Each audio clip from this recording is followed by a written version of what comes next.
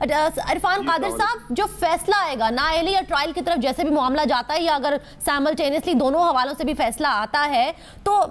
जो आरिफ चौधरी साहब है वो कह रहे हैं कि अगर किसी कोर्ट ऑफ लॉ से कोई डिक्लेरेशन हो, ये भी फैसले में तहरीर है, तो वो जो 2 जजेस का फैसला था नाअहली का, वो भी कोर्ट ऑफ लॉ से ही आया था, तो उसको बुनियाद बनाते हुए आप क्या समझ रहे हैं कि जो फिर अब फैसला आएगा सर, वो इस 3 रुकनी बेंच की जानिब से आएगा या वो एक मुतफ़िका 5 रुकनी बेंच की जानिब से फैसला आएगा?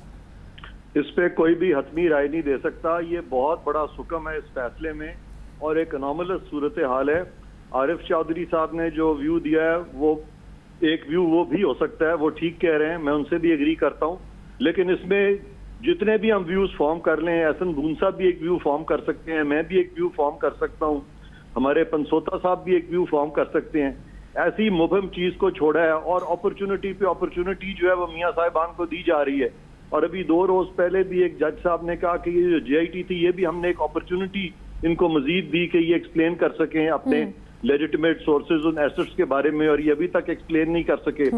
तो अब देखना ये है कि पाकिस्तान बार काउंसिल कब तक इस चीज पे खामोश रहेगी कि वो वजीर आजम साहब के तो मुतालबा कर रहे हैं जो कि अखलाकी तौर पर उनको इस्तीफा दे देना चाहिए, मैं बिल्कुल इनसे एग्री करता हूँ अखलाकी तौर पे, लेकिन कानूनी तौर पे क्या सुप्रीम कोर्ट का फर्ज नहीं बनता कि कानून को इक्वली अप्लाई करे? एहसन बून साहब जब हमारे हाई कोर्ट के जज थे तो जिस तरीके से इनको निकाला गया था वहां से इनको सुना भी नहीं गया था, और इनके साथ 100 जजेस थे, उनको निकाल दिया गया था और उनको सुना भी नहीं गया था,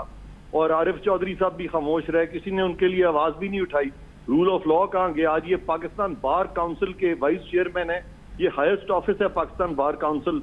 हमारा। ये इस तरह की जो डिस्क्रिपेंसीज हैं हमारी जो जुडिशल प्रेसिडेंट्स में, ये जो सुकम है, ये कब ठीक होंगे? ये रिव्यूज भी इनके पेंडिंग है, और ये तमाम जो जूरिस्प्रूडेंस ले की जा रही है बिल्कुल ठीक है। सुप्रीम कोर्ट को पावरफुल होना चाहिए, ताकतवर होना चाहिए, लेकिन उसके साथ इम्पार्शियल होना चाहिए, और सुप्रीम कोर्ट इम्पार्शियल नजर भी आना चाहिए। ये JIT कभी किसी और के लिए तो नहीं बनाई गई, वो बनाई गई तो फिर PMLN के लिए बनाई गई।